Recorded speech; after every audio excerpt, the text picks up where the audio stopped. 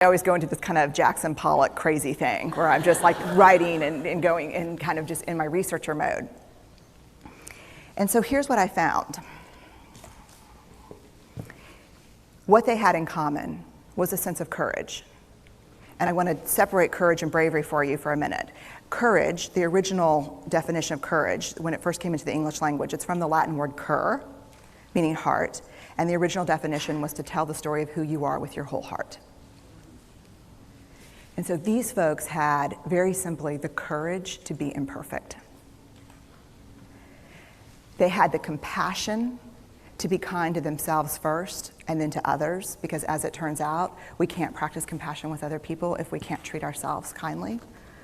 And the last was they had connection, and this was the hard part, as a result of authenticity. They were willing to let go of who they thought they should be in order to be who they were, which is, you have to absolutely do that for connection. The other thing that they had in common was this. They fully embraced vulnerability. They believed that what made them vulnerable made them beautiful. They didn't talk about vulnerability being comfortable, nor did they really talk about it being excruciating, as I had heard earlier in the shame interviewing. They just talked about it being necessary. They talked about the willingness to say, I love you first. The willingness to do something where there are no guarantees. The willingness to breathe through waiting for the doctor to call after your mammogram. They're willing to invest in a relationship that may or may not work out. They thought this was fundamental. I personally thought it was betrayal.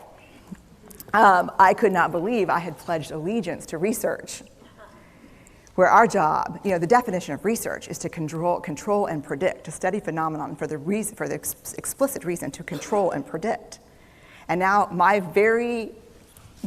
mission to control and predict had turned up the answer that the way to live is with vulnerability and to stop controlling and predicting. This led to a little breakdown, which actually looked more like this. And it did. It led to I call it a breakdown, my therapist calls it a spiritual awakening. Spiritual awakening sounds better than breakdown, but I assure you it was a breakdown. And I had to put my data away and go find a therapist. Let me tell you something.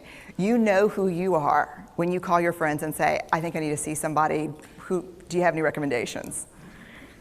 Because about 5 of my friends are like, woo, I wouldn't want to be your therapist. And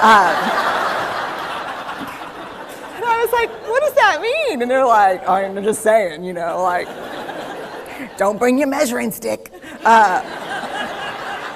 like, okay. So I found a therapist.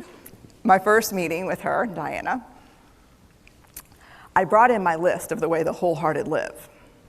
And I sat down, and she said, how are you? And I said, I'm great, I'm okay. And she said, what's going on? And I said, and this is a therapist who sees therapists.